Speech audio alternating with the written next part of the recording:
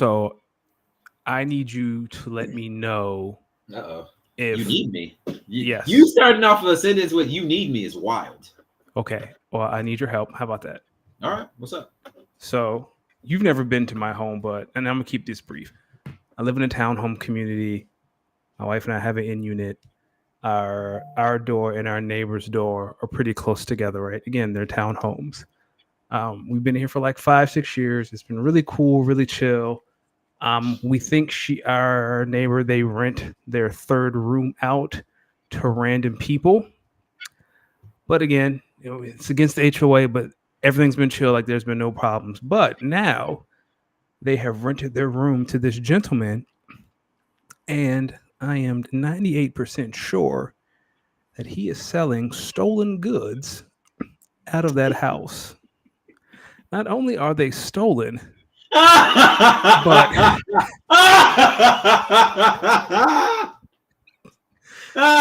Oh my dear Lord! That's not where I thought this was going, ladies and gentlemen. Okay.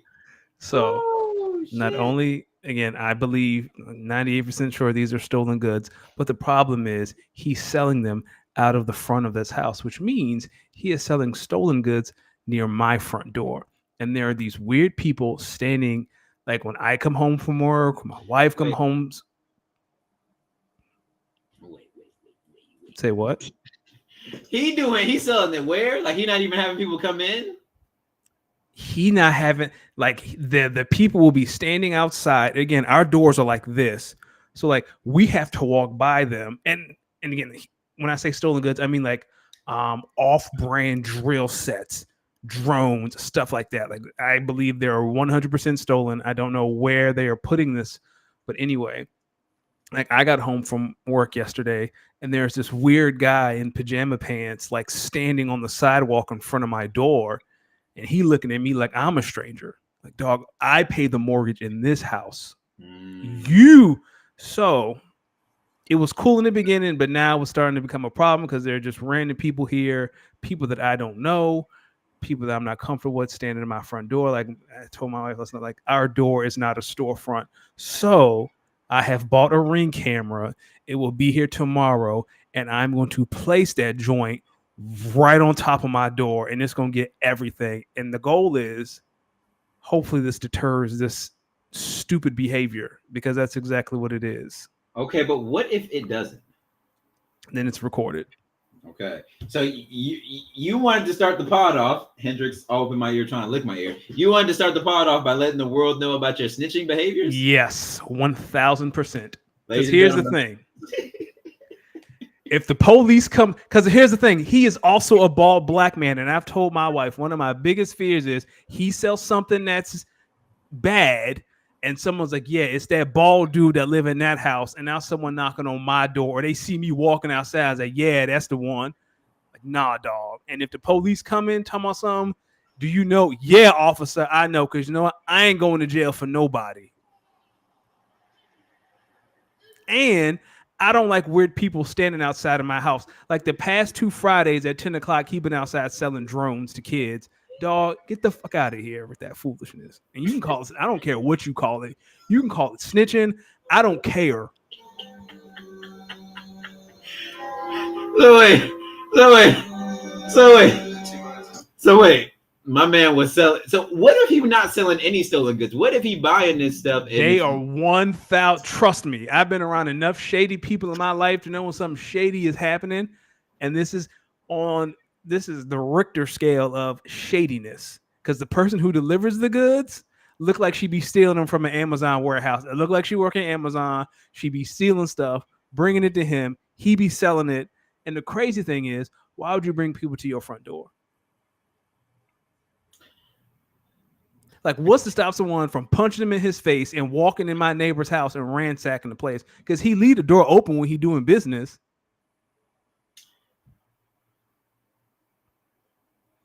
Ladies and gentlemen, welcome to episode 151. Am I tripping though? Like, tell me, like, am I tripping? We do not condone snitching. Here's what I would do in this situation. A rapper once said, "I wish an N-word would like a tree in this bitch." And that's my brother. If I was you, that's how I would live. So you just go up and rough them up or just threaten them. Nah. See, I always believe that in order to teach all, you got to teach one. Okay. Well.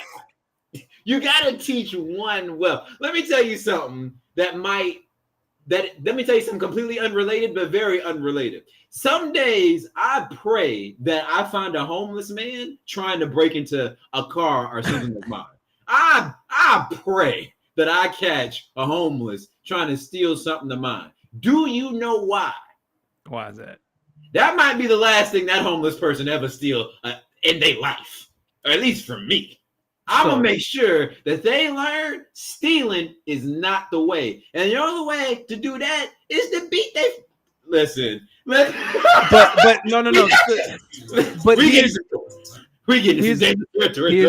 the thing, though, right? Like, there's some days where, like, my wife works from home. She's here working from home while I am in the office. Like, say she goes out to get the mail and someone sees her, and, like, you know what I'm saying? Like, it's too much. It's like it's too many people in front of my door that I don't know. True. And that camera could be a deterrent. Do you have the contact information of the people? Of who? The actual owners. Yeah, they live next door. So the owners they just rent out their third room. Then. They rent out because there's 3 bedrooms, and they rent out their third room. I have it there. They kind of use it as a halfway house, but they rent out their third room to other people. Oh, like yeah. Listen, if it was me, I'm just trying to catch one person slipping. So I'm trying to catch one person slipping. And here's the thing, because it's going to be very obvious what I'm doing. And I told her, if someone said anything to me, we can go to the HOA right now. You can ask him where his lease at. Like, if we want to get dirty, we can get dirty. Well, y'all not supposed to have Ring cameras? No. Yeah. So when we first moved in 5 years ago, we went to a HOA meeting, and the people were like, why are there Ring doorbells? It's an invasion of privacy. Because it is, right? Because our doors are so close together, you can keep track of who's coming out of your neighbor's house. Like, I understand the argument. No, well, first off, this is what I would tell my neighbors. See, this is what I tell my neighbors. If you think I want to look in your fucking house smoking fucking crack. Oh my God, the unmitigated gall of people. Yeah, I want to see your little Toshiba fucking TV from my Ring camera. The audacity of you people. These are the same people who swear up and down that they don't want to use certain devices because the government is listening to you. Some of you need to realize that you are only important to your mother. Hello. Not even the government give a fuck about you. Son? Welcome to episode 151. Let's be honest. You motherfuckers, they be the ones. Listen to you.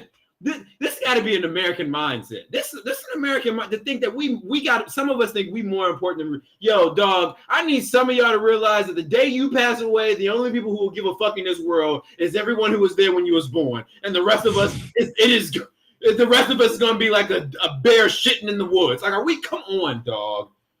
Oh my God. So I'm not tripping. No, these people are tripping for thinking there's an invasion of privacy with a Ring camera. No, I'm not saying not them specifically. I'm saying that other people in the community, that was the argument. And I'm saying, listen to the hypocrisy. Somebody is renting a third room out and bringing God knows who in and out of this neighborhood. Heaven forbid I get a Ring camera to see if someone stole a package from my front door. My front door. Or someone trying to kick my door in. You want to hear something? So this morning I was practicing. I tried this out real quick. Okay. This is the London mixed with a little bit of Sweeter Man by Drake. Okay. I can make a brick walk, up, no, down, so, make it a ritual. Hit it with a little water, stretch it like a vocal cord. STD, I run my cord, fuck a fed and his daughter. I'm already it was like right here, I was like, nah, this shit kind of fly. Okay.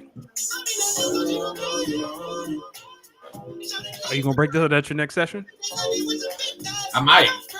This is kind of fly. Nah, I ain't gonna hold you. That's kind of fly. I like it, and I don't even like Young Thug. I don't like listening to Young Thug, but that was smooth. I got a video of me like live making that, and I was like, it's kind of choppy. You got all this content, but you don't put it nowhere. TikTok, Nick. I'll be posting on TikTok. Okay, see, I don't be on. I refuse to download TikTok. That is a conversation in my house. Yeah, no, I do got TikTok. I did record myself like live mixing it, but it was kind of like towards the because here's what it was. I was mixing it live, and as I was starting to get into it, I was like, nah, this shit kind of fly. I should probably record this. And when I recorded, I was like, so now I gotta figure out how I want to re-record. I can either mix it again or I can play it and just be like, was fucking around, yada yada, what y'all think. But I like it. If my opinion means anything. B-League. What's up, man? 51 of Speak On It. You already know when you see this Nas fade, it could only be one brother, the good brother, Los D Mix, as always, joined every Tuesday. The smoothest bald head. Yes, the smoothest bald head contemplates snitching. Call it what you want. Call it what you want. Yeah, listen. Here's how I believe in Cold War snitching. That's what this is. This is complete. I'm not saying nothing. I'm just putting it up. Well, I ain't saying nothing to nobody. And if someone say something to me, I'm just going to say, hey, there's been a lot of foot traffic at my front door lately. I don't know none of these people. Packages be going missing all the time. Yeah. See, no, actually, in that case, I might be with you because I actually do believe in Cold War snitching. I believe that, yo, I may be doing some fuck shit, but if you're not going to say it, cool. But if I'm doing some fuck shit and you say something, just know I'm on your ass. I'm talking about until my very last day on this earth. I don't care. I don't care if I got stage 4 cancer. I'm on your ass. Anything and everything you do, you out of here. Don't even sniff the wrong way. Hey, I'm saying, don't come home with no extra women because I'm telling your wife. Don't come home with no new babies. I'm telling your wife. Like, don't do nothing. Live the high and mighty if you go there. You better stop. Because I'm petty too. I'm not just delivering news, the old knocking on the doorway. Nah, snip, snip, snip, snip. I'm taking pictures. I'm delivering it with a cute bow tie wrapped with some candy. At work while she at work. Yeah, play with me if you want to. Listen. Some of y'all need to know that some of us out here. No, I'm not gonna say some of us because I don't want. No, actually, I do want to be included in some of this. Including my next statement. I want people to recognize I am talking about myself when I say this next statement. Some of y'all need to realize that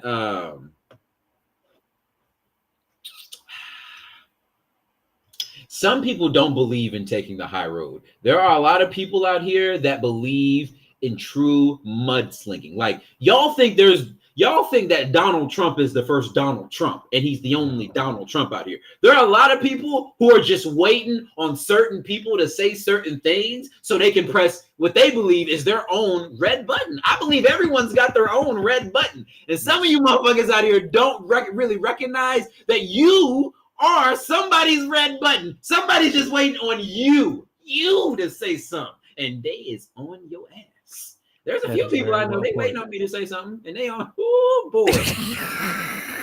Hey, bark up this tree if you want. You better hide. Oh my God. I'll find out something about a person. Everything. And man, Danny, today, we're gonna be talking about listen, today we're gonna talk a little NFL. We almost here. We get some quarterbacks got paid. Other quarterbacks being bitchy. We gonna talk about it. Obviously, we got the Olympics. B-League's in here. He already asked us. Want to talk about how America is blowing chunks at the Olympics. Maybe not in that direct language, but I get what you mean. But thank you, B-League. Thank you for showing up. Really, really appreciate it. And he said congrats on getting through a really, really dead-ass offseason. Hey, man, we're here. We're fine. Hey, it wasn't dead for me. Luka was out here killing it till he wasn't. It was dead for me. Especially when you're watching your two best players from your professional basketball team be like the best two players on the Olympic basketball team, and then you got to go back and remember who their supporting cast is when the NBA starts. We'll get into some commissioner talk. We'll get into some SummerSlam look ahead chat later today. I have a beef with Marvel movie since we had the Marvel Comic-Con. Matter of fact, we might start the show with that. Please, because you put that in the notes, and I was like, oh yeah, turn this up. Let's just get there. Matter of fact, let's do this. Where's my? So you watched the movie. Listen, not the Wayne Blunt. So over the weekend, I don't know if people saw, but Marvel announced that Robert Downey Jr. will be returning to the Marvel Cinematic Universe in 2026 as Dr. Doom. If you watch the comics, there is a storyline where there is a deviant. Basically, there is a Iron Man deviant that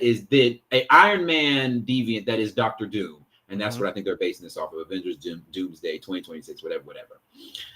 So when they bring back RDJ, when they bring back Rob, I'm like, all right, well, if Rob coming back, I got to get back in. Like, if Rob coming back and we doing Marvel this way, I got to get caught up. So I'm chatting my man Drew. Shout out Drew. Shout out Vented Media. That's my guy. He was like, yo, here's the order of things you should watch if you want to be caught up by XYZ, you know. Because I just saw Wolverine and Deadpool this weekend, so I was all right. Clean. It was nice. It was nice. I liked it. So he was like, start off with Thor: Love and Thunder before you watch either something else, and then watch Loki season 2, because he said Loki season 2 is the shit. It is. So I said, okay, I'm gonna watch it. So I started off with Thor: Love and Thunder. I got 10 minutes into the movie, and I said, is it me, or is this movie might be some bullshit? Then I got 20 minutes in, and I said, nah, I think this story.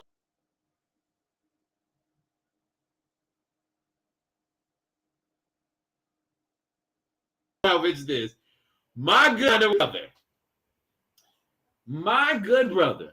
When I got to about an hour into this movie, it was then I knew, nah, this movie is some legitimate bullshit. So yeah, how you look when you watching a movie that you know is some bullshit? You either fall asleep, or when you know you got to finish it, you be sitting there tight. So here I am watching this movie tight as hell. Like, really? This how we doing Thor? Yeah, y'all got Christian Bale in here looking like a heroin crackhead. Y'all got Lady Thor just walking up to a broken hammer and this shit getting together, and now she's Thor? Now, that experience, and I imagine having that experience after paying to see that movie, because that's what happened to me. I went on a Sunday. I remember I was like, dear, I'm just going to go to the movies.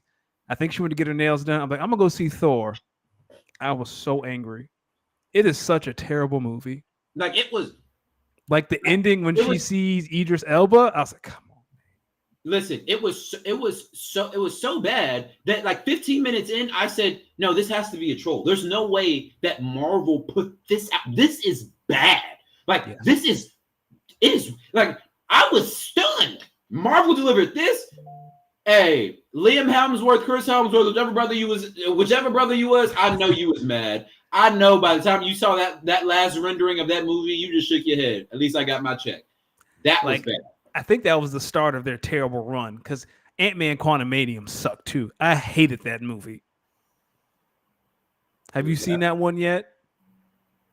That might be my next one in my it might be next. Actually, that actually might be the next one. Just read the synopsis on Wikipedia. Save your time. Ant-Man Quantumanium was terrible. I gotta listen. I told my man, because he told me do not watch Secret Wars. He said Secret Wars is like god awful, or whichever one Nick. With Samuel Jackson. Yeah, he said. Yeah. That's not good either. Like, I'm all cut up there. But Loki season 2. Like, if you make it to Loki season 2, because that's when he said they brought Kevin Feige and them back in, and that's when he started. And that's why I got way better. So, and Wolverine and Deadpool will make more sense after you watch Loki season 2, because Loki season 2 leads into Deadpool versus Wolverine. Okay, all right. Like, you learn about the TVA in Loki season 2, like even more. Okay, so I was tired. And I watched that shit yesterday. That's why it was so prevalent in my mind as when we were going through pre-pro notes. I was like, we got to speak to this. No, that was hilarious. All right. Into our sports talk. You want to talk a little NFL, my good brother? Let's do it. All right. Let's start. QB paid. Tua and the Dolphins agreed to a 4-year, $212 million extension. Then we saw Jordan Love and the Packers agree to a 4-year, $220 million extension. So these two teams, they've locked in their QBs for the foreseeable future. I'm going to ask you a question from a cynical point of view. Yes. Which franchise will regret that contract first? Now, yeah, that's the first question. Who's going to be the franchise to regret the extension first? I feel like Miami regrets it already. But if you're Miami, what are you going to do? The AFC East is weak, and you've already built this team to win right now. Like, you don't know how much time you have left for Tyreek Hill. You don't know how much Jalen Waddle. I think has Waddle gotten paid yet? I think he has. I think he got paid last year. Like, you have this core. The AFC East is weak. Now's your time to strike, and you just hope maybe one year it all works out, and you win the AFC East, and you're fighting for the 1 seed in the AFC. So Patrick, Patrick Mahomes has to go to Miami in January. Oh no, that's not intimidating at all. But I feel like the Dolphins probably regret it already. I think I agree with you. I think the Dolphins are gonna end up regretting it more. But I think more so not because of the player, but because of the structuring of the contract. I think if the Dolphins were able to maybe get a glimpse of the numbers that Jordan Love's deal had. Jordan Love, for as big of a contract that it is, it's a little bit more team friendly than people think. It doesn't really start hitting the salary cap hard maybe until like 26. And by the time that happens, guess what? He re up for another contract because that's what smart organizations do. Yeah. I think the Dolphins are looking at Tua like this. If within these first 2 years, you have us in a position where we are the ones in the AFC, I could see them either trying to hit him with another extension towards like the end of this next one, like going into year 3, or if they don't, I think that by then I think they'll know Tyreek Hill's probably back half his career, probably getting ready to start going downhill in his production. Jalen Waddle, we don't know if he'll be as consistent or as productive then. Listen, man, I just think in a few years we're going to look back on that Jordan Love contract and say this might have been a steal and a half of a deal, numbers wise. But looking at this Tua contract, they can get out under it after the 2026-27 season. So you got 3 years of it. So 24, 25, 26, and you only have a $19 million dead cap, which is a lot, but it's not like the Russell Wilson dead cap. So I don't know, like that. We got you for 3 years. After that, we can go from there. I don't think 3 years from now, I feel like Tyreek Hill is going to be on the decline. Jalen Waddle, you can see if you want to resign. Okay, so it's not as bad as I thought it was, but still, that's a lot of M's for Tua Tagovailoa, in my opinion. But good, congrats to him. How would you feel? Do you think the Dolphins have the utmost confidence in Tua, or you think they have enough to pay him now and just pray that it works out? The latter, because again, we always talk about they got to get rid of this guy. He sucks, and Dallas is running into the same thing. Who you gonna get that's better? Who are you gonna get that's better than Tua right now? If speaking of which, based off these 2 deals, how much do you think that Prescott gets? Oh, Dak getting 58, 60 million a year. Dak gonna reset the market. Dak gonna get 58, 60 off top. That's the floor. Like, ain't no way I'm gonna be making 2 M's more than Tua Tagovailoa. Hell no. Nah. Run me my 60. So Jerry's plan was when they paid Dak all them years ago, since then they've had 2 or 3 straight 10, 11, 12 seasons. Jerry's plan was after the last time he extended Dak, by the time you should be up for another extension, we will have already won another Super Bowl. And in that case, if you win another Super Bowl, I'll pay you whatever. Yep.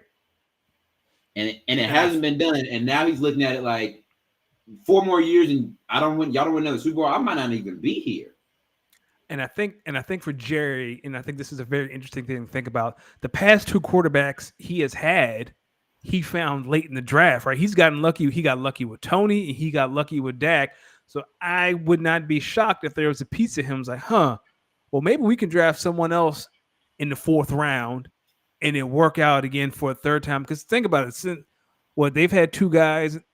Well, how long was Tony there? Tony was there for 8-9 years, and now Dak's been there 6-7 years. Like, you've had 15 plus years of quarterback play from quarterbacks that weren't highly touted. So I'm sure if you're Jerry, knowing if Jerry's history, there's probably some ego like, we can do that again.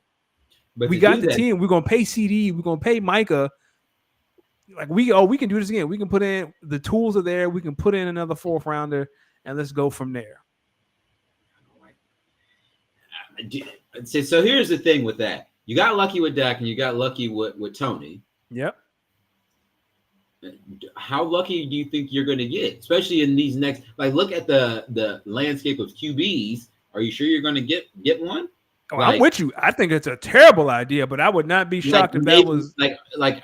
Is your hope that if Dak isn't good enough this year and you let him hit free agency, that next year you guys would be so bad that you might have a shot at Arch Manning after that? After 1 year at Texas or 2 years at Texas? Like, is that or do you think, or if you I'm not responding to that, Jamie. For those watching, Jamie, sup Jamie, by the way, came in, joined the sup Jamie and Bam. Jamie asked if we've been bumping that new Eminem. No. Never. Anyway. Because what QB is coming up in the next 2-3 years get people excited? Shador, Manning, I think Carson Beck, people like him out of Georgia. Like, there really isn't. Maybe Cam Ward out of Miami. Trying to think. Kyron Drones, Virginia Tech. Maybe. Yeah, someone's going to, because there's always a void for 3 to 4 every year. Someone's going to step into that role, no problem. But even if you're Dallas, do you think you're going to be in a position this year for, like you said? So is this year all or nothing? All right, it didn't work. Dak, you're out of here. Trey Lance, you're in. Hopefully, we suck bad enough that this time next year, or not this time, 2 years from now, they're entering the season with a highly touted rookie. That's terrible, terrible management when you could have paid Dak 2 years ago, and now he still has 2 years left on his deal. And, you could be in a better position to pay Mike and CD. Like, I honestly think that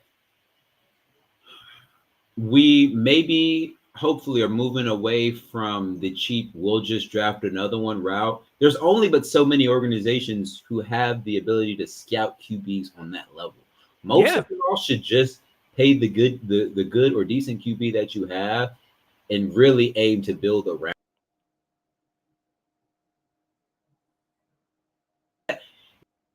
Sometimes y'all be willing to not pay the QB, but pay the wide receiver. Well, the history of the league shows that why, and I think that's about to change. We talked this a couple weeks ago. I think we're going to get to the point where teams like every year it seems like there's some sort of wide receiver phenom. Like, screw that. We're not going to pay you. We'll draft your replacement, and we'll just keep the ball rolling. Because it seems like last year it was Puka.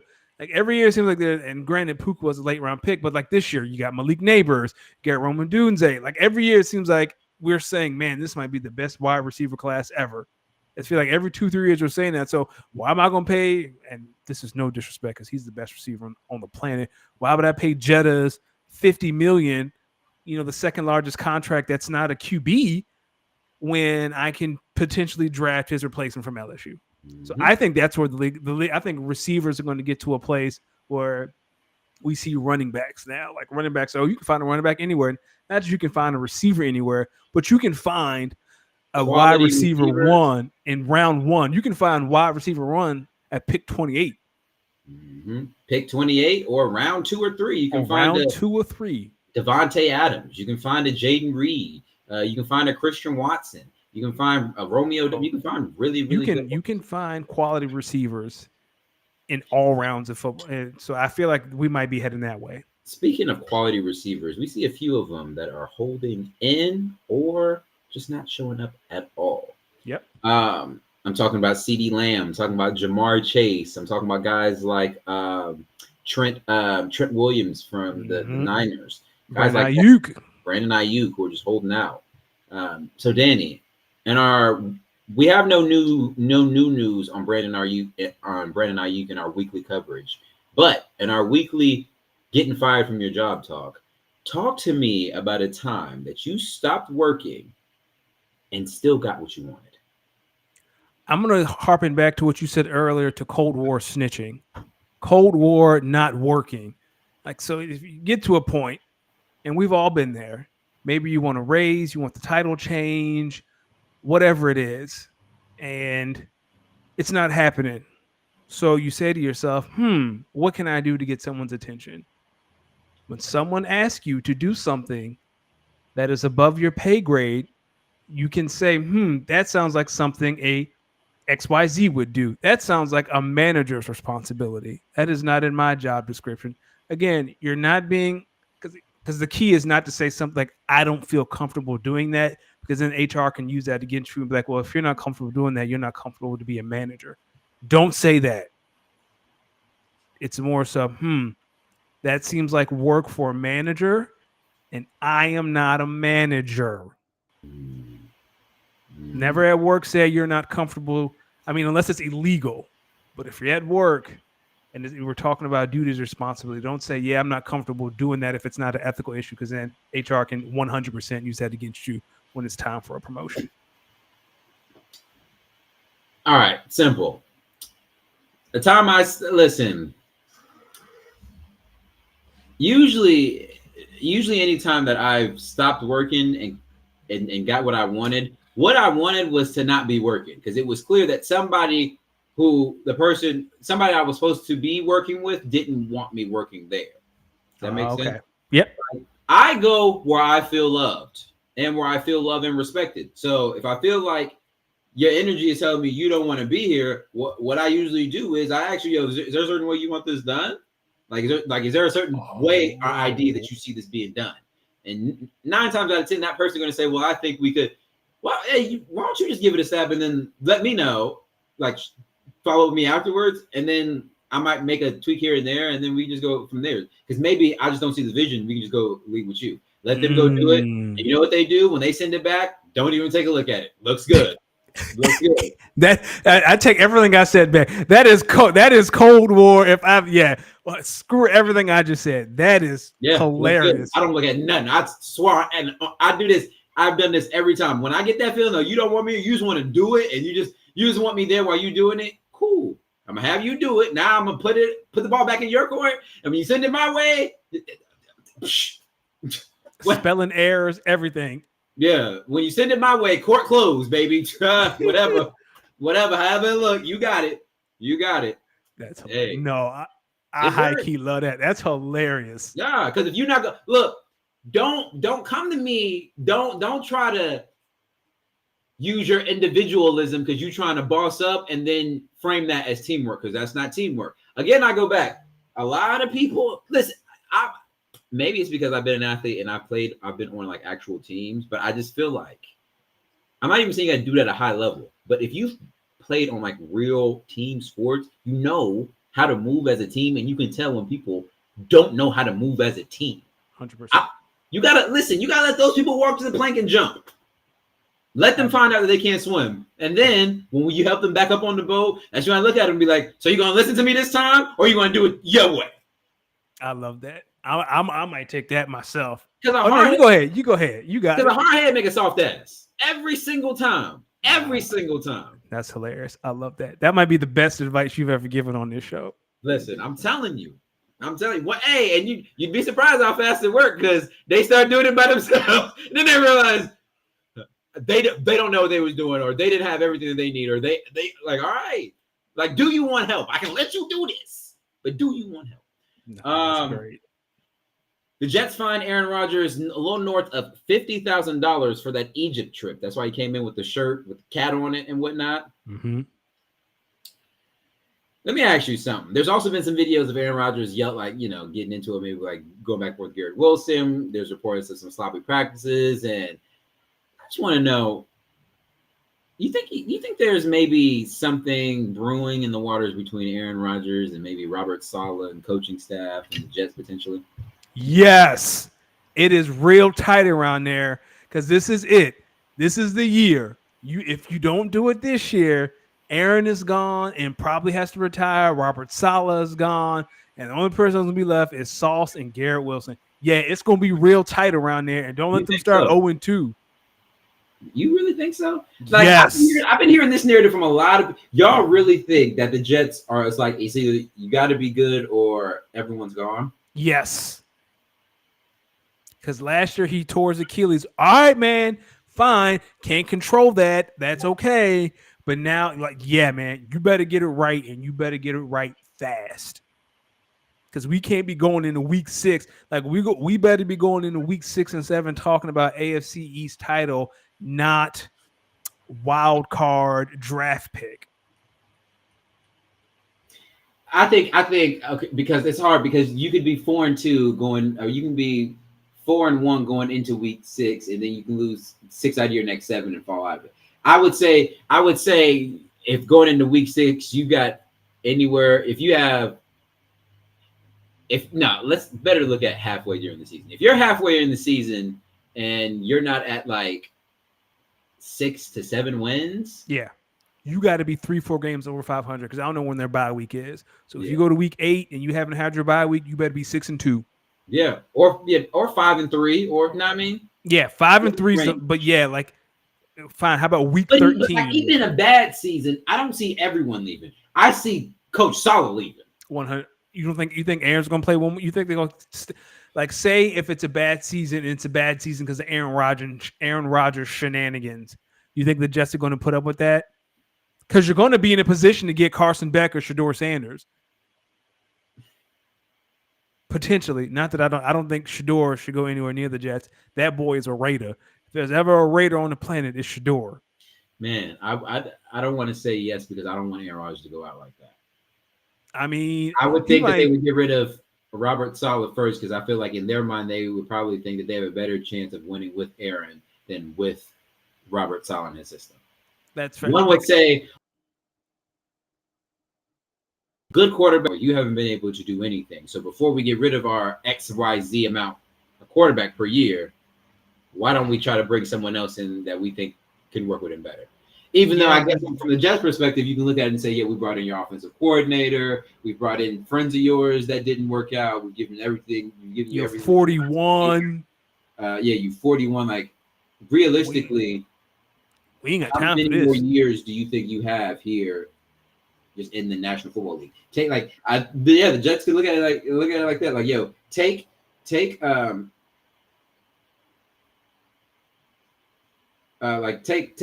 off of it. Take team off of it. No brand. You're 41, bro. Yeah, you're 41. How much longer do you think you're going to be doing this? So, and at the same time, the kind of money Aaron is going to demand, even if it's for 1 year, it's time to pay Sauce and Garrett Wilson. Mm-hmm. Like that. Actually, I like what Bam said. So Bam said Rodgers thinks what he did in Green Bay carries over to the New York Jets, but it's a "What have you done for me lately?" I really like that. And all he's done is tore his Achilles and done shrooms. And then true. He's also said Robert Saleh's defense has been fantastic. So if the Jets lose him, the Jets lose if they let him go. So I can see both sides of it. So that would be an interesting thing because I really feel like if there's not success there, then one of those sides has to go. And I think you can make an argument that each side has an argument that the other side should go. And I'll say this. If both of them are fired, Saleh would get a job before Aaron. You think? Well, yeah. Saleh would get a job before Aaron. Yeah, and that's all you need to know. Yeah. All right. Ready to talk about NFC West? Yeah, let's do it. All right, ladies and gentlemen, as we are on our quest to week 1, year in and year out, we do a week-by-week breakdown of each of the 8 divisions in the NFL. Last week, we did the AFC East. The week before that, we did the AFC South. Today, ladies and gentlemen, we dip over into the NFC for the first time. and we are looking at the NFC West. Yes, that is the Arizona Cardinals, the San Francisco 49ers, the Seattle Seahawks, and the Los Angeles Rams. So you know how we're going to do this. We're going to go through each team's schedule. Not schedule. Well, we're going to go through their record, division in their team, division MVP, breakout star, and maybe new storyline that we think are the storyline within the division that we think is going to be the biggest. Danny, I don't know who went first last week. Was that you or me? Is that you? Me? I think it was me last week. Do you mind going first again this week? I do not mind at all. So start with the record, going from worst to best. I think Arizona fans see the vision. Last year was rough. You got Marvin Harrison Jr. I think you're going to be last in the division, but you're 7-10. And I almost wanted to put 8-9. I almost flirted with 8-9. I damn near almost flirted with 9-8. But I'm going to go with 7-10. Kyler, if Marvin is the only thing, well, 7-10. Seattle, 9-8. Seattle has and what I'll talk about this a little. Seattle has a lot to think about and to contemplate about the team they want to be moving forward and where they want to go. I have the Rams. I think the Rams aren't going to be. I know they lost Aaron Donald, and Aaron Donald's a Hall of Famer. He's the best defensive tackle, not named Reggie White. 10-7. I think the Rams will be 10-7, and I think the 49ers. And there's a big asterisk here. If Brandon Ayuk is still there and everyone's happy, I got them at 11-6. I think they're the best team in that division. Was that all four? Yep, that was all four. All right. I like that. Ray, where do you have the Niners? I have them winning the division, but there's a massive asterisk of how this Brandon Ayuk situation unfolds. If he is traded to DC, different conversation. But I am moving. You have the Niners? I had them at 11-6, and that is dependent upon if Brandon Ayuk is there for the entire season. Okay, so me and you have the Niners at the same 11-6. So I'll start at the bottom of the division then. So I actually have the Seattle Seahawks being last in the division at 7-10. I think Seattle, even though they're going to come in with a new head coach, I still think offensively they got some things to figure out. I think they need to figure out, offensively, behind DK Metcalf, who's going to be that real second receiving option. Tyler Lockett's got some age on him. Yep. Jackson Smith Njigba, he's young. So maybe we'll see if the year two gap or the year two jump really begins. And then defensively, I want to see how this team looks under the new system in Seattle, and how they play complementary football. This isn't going to, the head coach. He was the defensive coordinator in Baltimore last year. He doesn't have Lamar Jackson on his team anymore, which really helped your defense. So curious to see how they kind of start figuring that out. But I have them finishing last in the division at 7-10. The next two teams I have both at 10-7. But I feel like this next team is going to be 10-7 and be the 8th seed. So it'll be the first team out of the playoffs. Okay. And that is the Arizona Cardinals. I see them being a much better offensive unit, a healthy Kyler Murray after the second year, going with the ACL, with Marvin Harrison. I think they got James Conner back. They have, that begins to get better. They got in his second year in that system. I think Shane Steichen takes, or is that Jonathan Gannon? That's Jonathan Gannon. I think Jonathan Gannon helps, continue to build the culture in Arizona. And I see them winning maybe a few tight games. They probably maybe a loss. Like I could definitely see Kyler Murray, getting a win over the Rams or getting a win over the Niners. I could see them pulling out a few of those type of wins that might shock some people, but losing some games they probably should have lost and being one game out of the playoffs. It wouldn't surprise me if the Cardinals have a playoff spot last week of the season. All they got to do is win and they're in, and they lose like that. Okay, like one of those type of seasons. So I can see them being 10-7, not making the playoffs. The other 10-7 team in that division that I do think will make the playoffs this year is the LA Rams. I think when you have Matthew Stafford, Cooper Kupp, you got Puka Nacua, you got a good young running back, you got a head coach in Sean McVay who can still coach at a really high level in this league. I think even though you lose Aaron Donald, I think what they are doing on the defensive side of the ball and the young talent that they were able to get and play a lot last year, I think it's going to be really, really big going into their second year. I think they're going to be way smarter. They're going to be way better players. I like the Rams at 10-7, getting one of the wild card spots, which means that at 11-6, I do have the San Francisco 49ers win the division again. For some reason, y'all know how they are in the regular season. The regular season merchants, so I can see them being, 5-0, 6-1, hitting a little bit of a stag, and then regaining their regaining their footing towards the end of the season. So yeah, I got them finishing 11-6, and win the NFC West. Okay, I can get down with it. I would not be shocked. Like I said, I flirted with giving Arizona 2 or 3 extra wins. I'm glad you went there because I could see it. What about the biggest storylines? I know everyone's going to talk about the holdouts in San Francisco, but for me, it's the quarterback in Seattle. They're kind of in QB purgatory. Geno's a little older. Sam Howell's behind him. There's PJ Walker. Like, you're in a spot where you're not going to be bad enough to draft, someone with potential, but you're not going to be good enough to contend for a Super Bowl.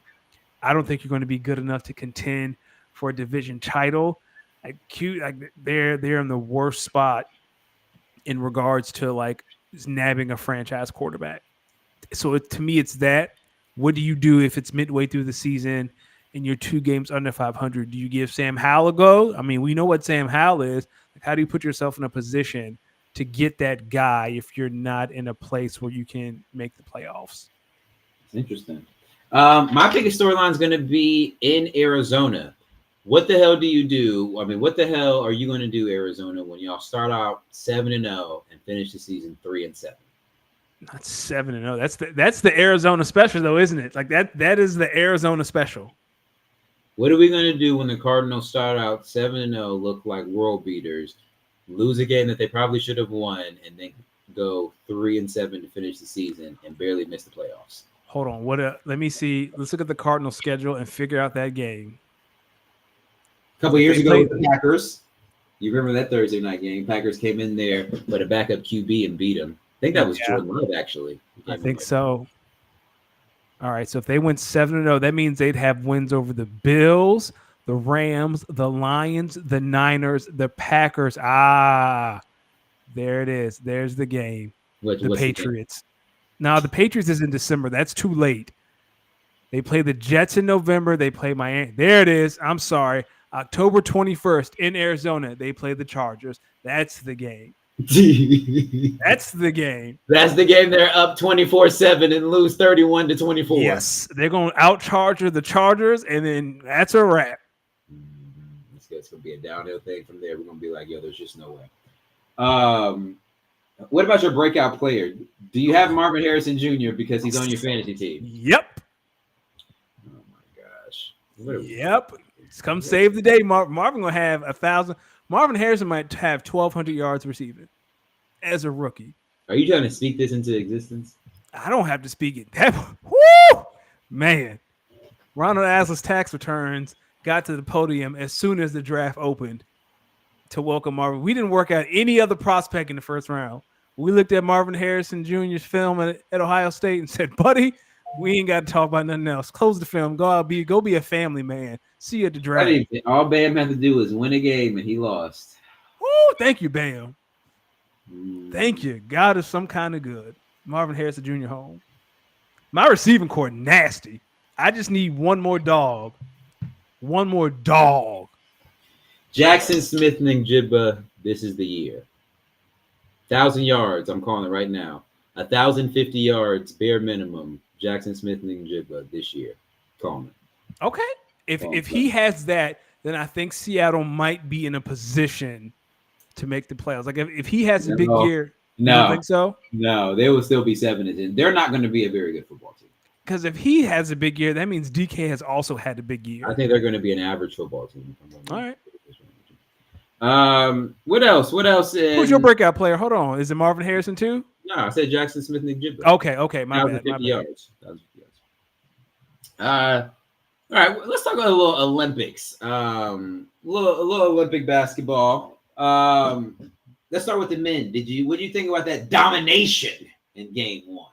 That boy KD bad. That brother KD, that's easy all. money sniper. That if it weren't for him, they would have lost. Yeah. Yo, KD, Ant-Man, Steph Curry, and Kyrie Irving at the top of my cook 'em list. Them the players that when they cook, you be like, ooh, get them. Like that shot he made before half, I was like, yeah, we fine. Like yeah, America is okay. Right. Yeah, we'll be all right. Yeah, we will be all right. Kevin is here.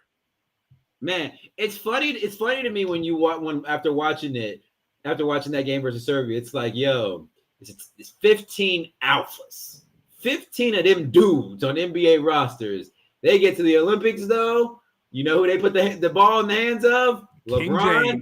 LeBron, Raymond James. They give that brother the ball and say, "You got it, King." He is still king. He's still.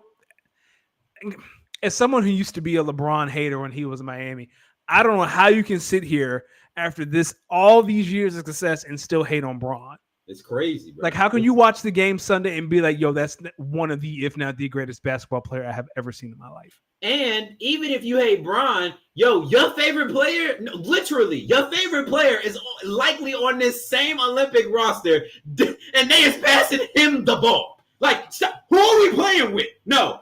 ISO on me real quick. Yo, cameraman, listen to all you dummies out here. Let me tell you something. I know we all got favorite players. Like at some point, we all kind of looked at LeBron and said, "Nah, bro, that shit you doing, that sound cute. You got a few more years." You didn't see the commercials. The brother was better than Father Time, and he still won. Now I want you to remember this: your favorite player is likely one of the 15 men on this U.S. men's Olympic roster. Think about that. Your favorite player is on the same team with Bron. So all that shit that you fans be talking about, oh, my favorite player. All right, cool. But what your favorite player is not doing is not telling Bron, yo, ISO. No, ISO, Bron, I got this. Your favorite player is passing LeBron, Raymond James, the basketball. And if your favorite player is on another team, you know the ball going to LeBron, and you don't want that to happen. So here's what I'm saying. At this point, it is 2024. This is what year? He going into year 22? I lost count. Listen, LeBron, it's over. Y'all lost. Jordan lovers, it's over. Y'all lost. I remember buying LeBron's rookie jersey. I was in middle school. Yeah, like it's over for y'all. Some of y'all just don't like it's over. Like the Jordan, like it's over. Jordan he revolutionized the NBA and catapulted into what it is today. But just look at number 23 out there on the court. Like it's clear as day. It's clear as day. Now let me ask you something. Yep. When you think about the Dream Team, right? That was 92. Yeah. When you think about the Dream Team in 92 and that Olympic competition that they faced, and you think about this Paris team, I don't know if they have a nickname for them yet, but this Paris team and their Olympic competition, you would say that just from a competition standpoint, this Olympic men's team is playing way better Olympic competition than that 92 team did. Yes. So would you say that from player 1 to 15, this team could have a run at that 92 Dream Team? Statistically, probably, but in the eyes, like if we're just talking to people on the street, no, because that 92 Dream Team was so special and they kicked off what USA basketball is, right? Because before the Dream Team, it was college kids. Yeah. And then USA was like, no, that's enough. Bring in the big guns. And Magic recruited that team, right? Because they didn't want to do it. They wanted their summers. And Magic said, no. I can get them to play. He went and got Bird. He went and got Jordan. And everyone else fell in line. Cool. I understand that. We listen. They were the first. They was the dudes. But here's what I'm not even talking. I'm talking about 5-on-5. Like we put 92 versus 2024. 48 minutes. I would take I'm gonna be 92 honest with because you. David Robertson would have Joel I Embiid think in we hell. got some matchup problems, or like for them, like like them. Like I think 92 has some matchup problems. That I don't know if they really gonna be able to exploit like they think. Hold on, let's look this up because now I'm intrigued. Where's the 92 Dream I Team? can tell you one. Isaiah Thomas is not on that team, so we don't He have was to not worry on about that him team. in any of these matchups. I'm just trying to find the start lineup because I know Barkley was in there. Here we go, the starting five. Come on, just tell me who it is. I don't want to read. You keep going. I need to find the starting lineup. Here it is. So start lineup was Pippen, Bird. Nah, that's not true. Hell no. Chris Mullin didn't start on that team. Hell no. Chris Mullin ain't start on that team. No disrespect to Chris Mullin. Come on. How's this? Where's Kyle when you need him?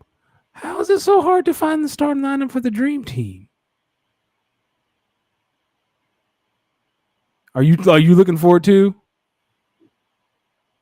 I'm looking at something. Yeah, there's the roster, but tell me who was the starter.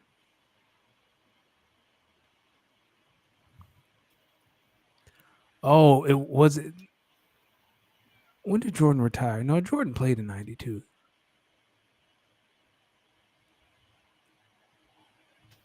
What was the? Here it is. Yeah, here it is. All right. For the Barca, it was Magic at the point, Michael at the shooting guard, Bird at the 3, Barkley at the 4, Patrick at the 5. I think you're right in regards to matchup nightmares. Like I don't think, who would Jordan guard? Jordan, I don't know who would Jordan guard though, right? Is he gonna run with Steph? Is he gonna guard? I don't think he's too little to guard Bron. I think Bron would probably be on Magic would probably be on Bron. Jordan would. Who's the starting lineup for this Team USA? It was Steph, Bron. Oh, now I gotta find this because this is a variant, and I'm sorry I'm taking up so much time. No, I was.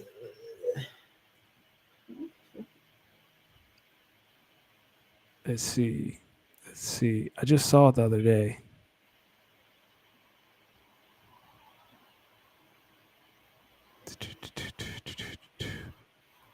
Oh man, this is insane. All good. We can keep going though, because I got to find this. Yeah, here it is. So here's the starting lineup. No, that's not it. You want to talk about the women while I look for this? Yeah. On the women's side, let me tell you something, ladies and gentlemen. It was not close. The women, they played Japan. It was a beatdown. Asia was. Listen, man. Listen, ladies. It is not fair. I mean, listen, you be watching them women out there like, yo, we is bullying these women out here. Like, we. Did you watch the game? Because I was watching it at work. I watched the game for about 10 minutes and I said, yo, I know. I'm watching the women's game like, yo, everyone's talking about the men's game starting international trouble. These women's games might start like international war the way the U.S. just bullying some of these. Dog. So I watched the game. I was like, the prime minister somewhere saying, "No, these bitches ain't gonna be beating my bitches like that." only I can do that. But during the broadcast, because the Japanese players were shorter, and someone on commentary said, "Oh, the key to beating Japan: keep the ball high." And I almost threw my phone. Just keep the ball high. Listen, y'all telling me a little bit of racism ain't funny nowadays? Said, one of the keys to being Japan, just keep the ball high.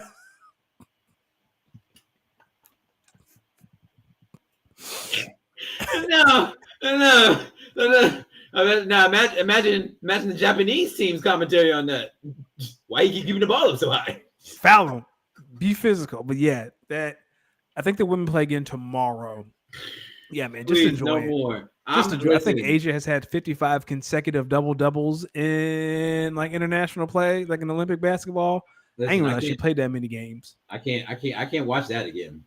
I'm not watching that again. So here was the starting lineup for the men: Bron, Steph, Book, Drew, and Joel. That's pretty small. That is small. I think these matchups would be dependent by those lineups would be dependent by matchup though. Yeah, that's true. Well, that was the lineup against Serbia. If that went up against the Dream Team, I think the Dream Team would win. No, I would say I think they would change. I think that for the Dream Team, they'd probably go their straight up their best five. It would probably be You'd have to.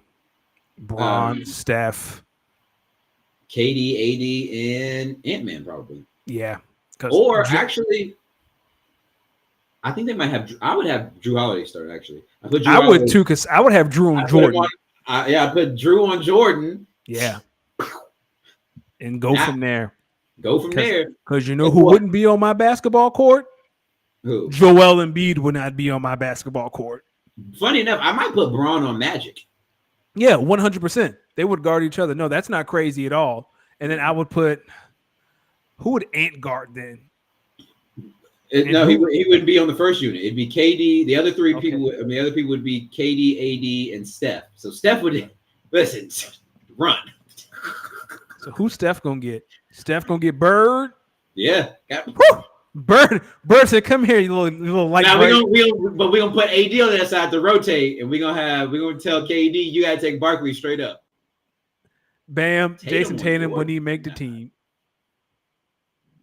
And Jamie, we not listening to Eminem. Stop it. No, what you think of Steve Kerr not playing Jason Tatum like that? That's exact. He knew exactly what he was doing. No one expect Tyrese Halliburton to play, but Tatum. Yeah, why was y'all not outraged by Tyrese Halliburton? Because we know Tyrese Halliburton there for a good time. He there to be the cheerleader. Like we know. So is Jason Tatum not there for a good time? I was shocked, man. Because and this is no disrespect to this player because he is great. But if I'm Jason Tatum, I'm like, Kerr, you gonna play Bam Adebayo over me? Yes. He plays the 5 more than you, Jason. Jason couldn't get 4 minutes? Nah, bro. You put Book in? Now, granted, Book held the team together in the first quarter. It was either the first or second quarter. Like, Book held it down until KD checked in for the first time. So this is no disrespect to Book, but if I'm Tatum, I just won a championship. And this is how I get treated? Yeah, so Bam was actually took what I was going to say next. Yo, Derek White got like 16 minutes, and when I saw that, I said, okay, now if I'm Jason Tatum, I might feel a little bit of a way. Derek White got how many? I feel so bad for Derek White because he just trying to have, like, this is a special moment for him, and then in the back of his mind, he has to know his 2 teammates above him hate him. Like Jaylen Brown hate that he made the team, and Tatum hate that he got more minutes than him. And he just doing what's being asked of him. What you think about what you think about Dawn Staley saying that if she could do it all over again, she might put Caitlin Clark on the women's team? Yeah, it's kind of a big deal, but you know what she didn't say?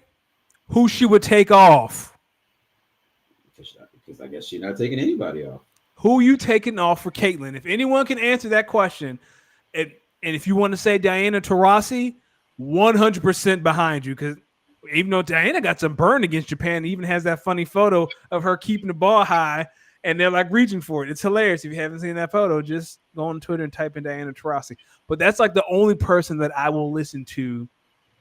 And I'll say it again. You can open up 5 extra roster spots, and she still wouldn't make the team. And I know she leads the W in assist as a rookie. If you could open up 5 roster spots, and she still would not make the team.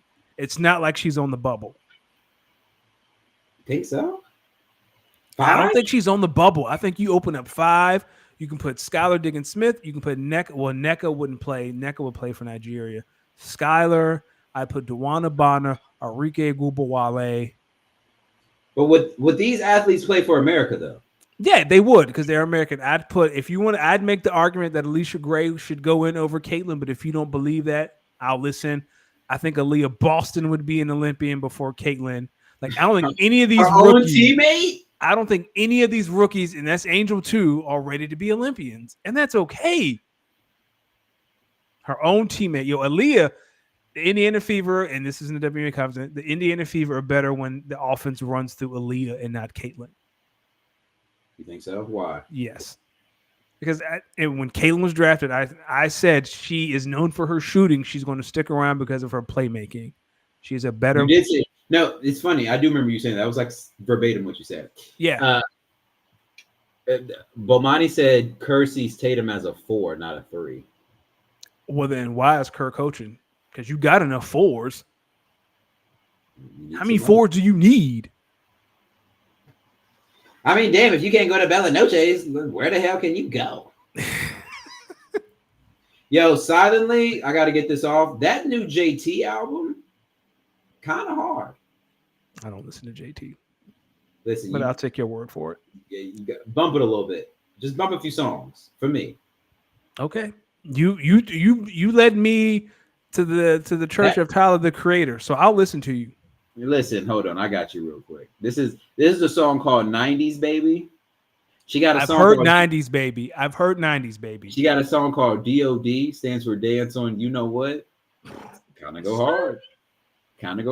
This is "90s Baby." Of all the things you be pausing.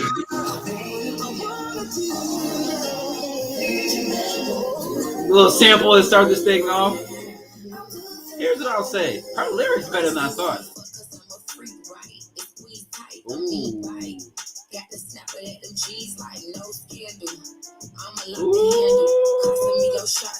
Hold on. Can you pause that? Did she say no scandal? Ma'am.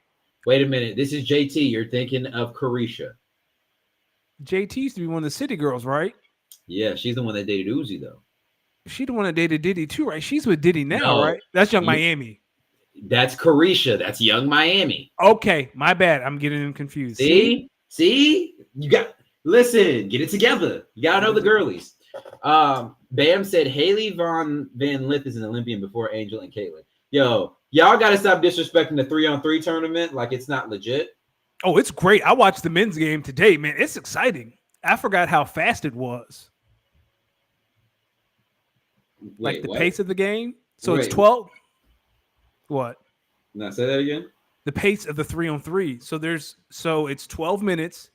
Whoever gets to 21 first, or who has the most points at the end of the period. But there's no check. Like if they make a shot, you take it. You rebound. You take it behind 3-point line, and you just keep going. Like if you get a chance to watch into the 3-on-3, like it's super fast paced. Like you can fit a game in 30 minutes. Okay. Under that, you can probably fit a game in 20 minutes if there aren't a lot of fouls called. Oh wow, they get after it. Yeah, they get after it. What else we got? SummerSlam. How about you want to just go through the matchups? Tell me who you think is going to win. Let's do it. All right. Bayley versus Nia Jax for the SmackDown Women's Championship.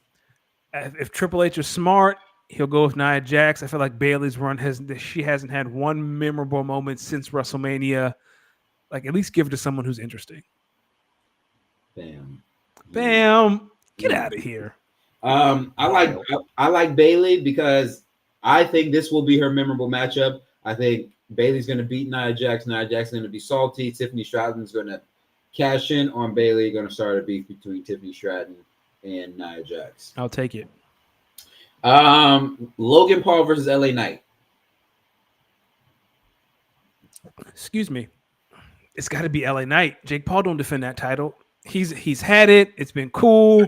Now give it to someone who can defend it like John Cena used to defend it every week. It should go to LA Knight, but Jake Paul will win. It should go to LA Knight though.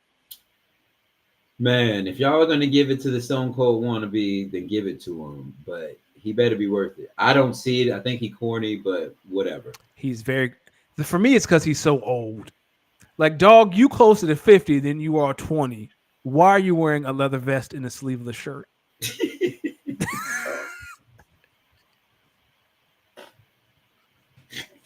Priorities. Sami Zayn versus Braun Breaker. Oh, Braun. They've been building Braun up. Braun gonna beat the hell out and Sami stood tall Monday night. See you later, bud. Back to Canada. I think we're going to get a Sammy versus Braun versus Idra Dragunov triple threat, and that's where I think Braun will win the championship. Do you think he pins Sammy, or do you think he pins Braun? I mean, Dragunov. Okay. So I think Sammy will retain. CM Punk versus Drew McIntyre with Seth Rollins as a special guest referee. I don't know, man. That's the one I'm interested in the most. Seth last night said, "I'm gonna do what I want to do." I think Seth hates CM Punk more than he hates Drew McIntyre. Like I can see, because Drew, we have to continue to see Drew spiral. CM Punk's gonna win. Like we have to see Drew. Took the word spiral. right. Yo, ain't no way y'all think in CM Punk's first singles match back, he not gonna win. He's gonna win, and Drew McIntyre, which is only getting funnier now. Drew McIntyre is about to spiral out of control. It's about to have me geeking the fuck out. Yeah, Drew got to lose. Liv Morgan versus Mommy Rhea Ripley. Liv Morgan wins because Dom and Finn, or Finn. I don't think Dom turns. I think Finn Balor finally reveals that he's been working with Liv this entire time and screws Rhea Ripley out of the title. Here's what I say is going to happen. Half of what you say. So Finn's going to come down there, reveal he's been working with Liv Morgan. But Dominic's going to come down there and in an effort to save Rhea is going to accidentally help Liv win the belt and retain. There you go. Now and it was only going to get funnier. That's elite writing. Yes. Yeah. It's funny. My job is not creative, but I have some creativity in my mind. That's the one. That's what's going to happen. Damian versus Gunther. I want him to pull the trigger on Gunther because he be getting his shit off the past 3 weeks, and I just want to hear more of him calling people poor. But like MAGA talk is funny in wrestling, but it's not funny in real life. It's giving real JBL vibes. Yeah, like it's hilarious. JBL had people from the borders. That border segment will go down in history. That border segment, and that's where he's headed. Even though he's not American, he talking real red hatty, and it's great for wrestling. Oh, Gunther was giving, and Gunther German brother was up there giving straight neo-Nazi vibes. Like, Damian had a great run, and it was cool. Yeah, but if he loses the title, I think that leads more to the Judgment Day breaking up. Like that's another reason for them to break up. I think Damian's going to win because if he loses the belt, it's going to lead more into him being a transitional champion and not that good one. And I don't think they want to do that to him in this new era. I don't think he's old though. He lucky he got the belt. Damian Priest almost 45, isn't he? He old. I remember I looked at his age a couple of weeks ago. I did not know that, but he is old. He been wrestling for a minute. Hold on. Yeah, he's 41. He'll be 42 in September. That brother's old. Jesus. All right. I feel like we both know Cody is going to be Solo. Yes. The question is, does Roman return? Yes, it's SummerSlam. It's one of the big four. And if he doesn't return, we get a sign that he is on the way. Like either his music drops, like we get something definitive. It's like, okay, he on his way back. Our tribal chief returns. I can't wait. Now, does he have Paul Heyman with him? Oh yeah, most definitely. Okay. Does he have the Usos yet? Introduced. Are you going to hear his ladies and gentlemen? Oh, like during the match? Like either I think after Cody wins, music's ringing and all that. Music's going to stop, and you're going to hear, "Ladies and gentlemen, my name is Paul Heyman." Yeah. Well, how about this? Solo gets disqualified because everyone else jumps in, and while they're jumping Cody, then we get, "Ladies and gentlemen, my name is Paul Heyman." Might be. Might be. And SummerSlam isn't 2 nights, right? It's just one. It's just Saturday, right? I think it's just Saturday. Yeah. Perfect. Shout out to Bilal Muhammad on winning the UFC welterweight championship. He beat, I believe, Leon Edwards straight, like it was unanimous decision. So shout out there. Thanks, Bam, for the reminder there. Danny, what else do we got here to talk about, man? You talked about Thor. That was literally one of the most god-awful movies I've ever watched in my life. I was actually offended that I said, "No, this ain't my Marvel. No way." Have you watched She-Hulk yet? Yeah. Did you enjoy it? I don't know how I finished that. That was some bullshit too. Yes. Like the episode where she was busting it wide open while she was green. All right, that's enough. Like, who like you? Let me ask you this: in your single days, you taking down She-Hulk in the green form? No, I ain't got it in me. Really? Nope. I always want to take me down with Glamazon. Maybe she might be riding that. She like Rhea Ripley ×6. Listen, I feel when we gonna talk about men be trying to act like Rhea Ripley not fine, but Who Rhea said Ripley that? is fine. There are men out here who think that Rhea Ripley look is not fine. We don't Y'all listen to crazy. them. She looks good And so does Jade. Like women can be muscular and be attractive. and fine. So my thing be, are you afraid that they might beat your ass? Which then would make me ask, why would you be afraid of a woman putting hands on you unless, ding, ding, ding, guess what you must do in your free time? Hello. Yeah. I don't that's definitely an insecurity. Because if Jay Cargill walked up to the average man like, yo, you want to go out? I have a feeling the average man would be like, yes, I do. Oh, yeah. No. Can I jump on your back? First off, I'm going to have to go in the bathroom and clean up because I'm going to jizz all over myself. I ain't going to hold you. Ladies and gentlemen, D, where can you can yo, hell no. Whoa. Whoa. Yeah, hey, whoa. Temperature check. You got to see at hour 116 where people's heads is at. You got to see where they at. You a freak ass boy. Yo, y'all can find us at @speakonit_pod. You can find me at Danny Ocean 41. D, without needing to change your underwear, can you tell me where the people can find you?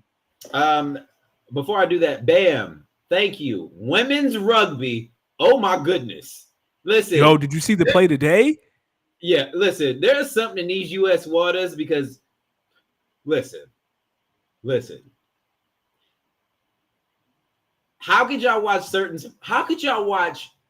I'm going to ask the people a question.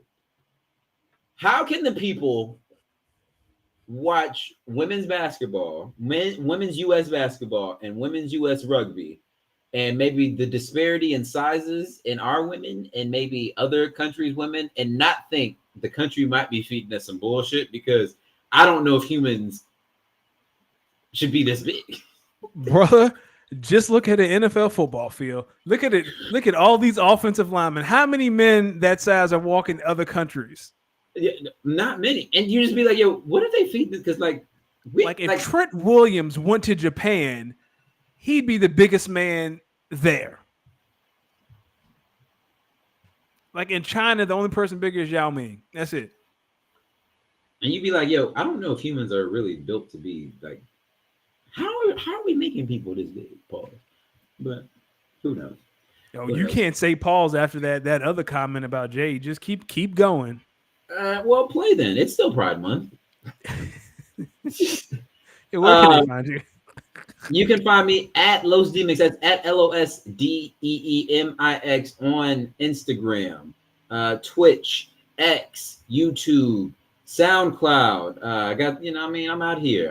Shout out to everyone who's been pulling up to DJ sets and showing love. Speaking of love, Bam says that he loves them thick ladies. Bam, that tells me Bam think love, and clearly you got all the love for them. Kyle also said that unfortunately, Bam, Canada lost the gold medal rugby medal game today. Sorry to hear that, Kyle. Kyle, you gonna rep that Canada? You gonna rep that Canada? Nobody loves Canada more than Kyle. Except for when it came to Kendrick versus Drake, he quickly knew. He quickly said, "Nah, that Drake shit. He ain't crazy." What you think about Drake reposting fake Drake performing, doing some performances with the caption, "Sometimes you got to pop out." Keep playing with fire, buddy. How many times do I tell you, old man? I'm with Drake. Yo, play into it, Drake. You know you lost that shit, buddy. You might as well accept it, embrace it. But you better not be quoting the man that just killed you. Leave that man alone. Listen, Drake. Sometimes you do got to pop out and show him.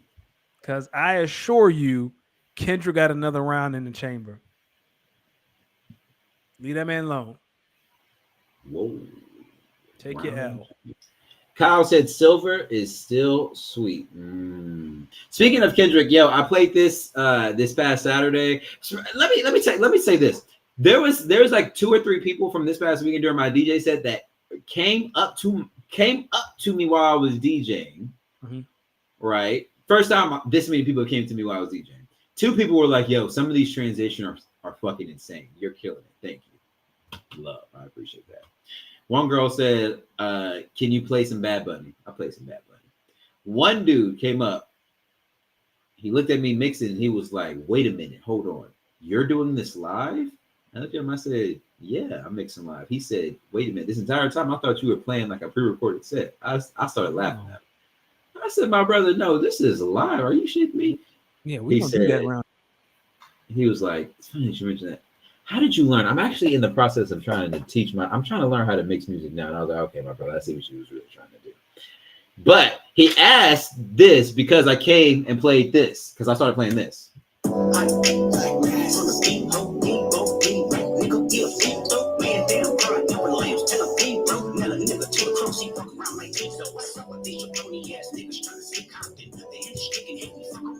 So I was playing that, and that's what prompted him. I watched him walk up to me too. He got up and was like, "Yo, no, this got to be pre-recorded, right? How you doing this?" And I'm like, "Nah, brother, I'm mixing this live." No, it's fun. It's fun. DJing is fun. People are funny. People are funny. Ladies and gentlemen, I'm glad it's going well. I'm glad it's going well for you because you work hard. Thank you, man. I'll be in here. I got another mix from this morning if you want to hear. Well, that was what I was playing. Go ahead and send it to me. Yeah, I got you. Ladies and gentlemen, you could have been anywhere in the world, but you were here with Danny and I on this lovely Tuesday, and all we can do is say thank you. Kyle, Bam, guys, you guys got to start getting here earlier. Jamie, y'all got to start making sure you're getting here earlier. The commissioner talk is back, and y'all are going to want to really be in here when we get back into. Hold on.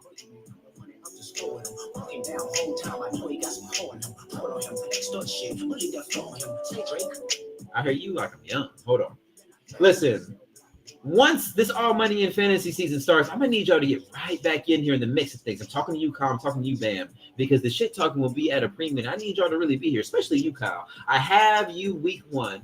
We are playing week 1, Kyle, and the Las Vegas Horn Ducks are prime and we're ready. Chase Brown apparently is taking real RB1 snaps, which might bode well for the Las Vegas Horn Ducks. Because we may be taking the step. This could be the year we're really ready to compete. It goes. They not like us. They not like us. Hey. Ladies and gentlemen, you have a great week.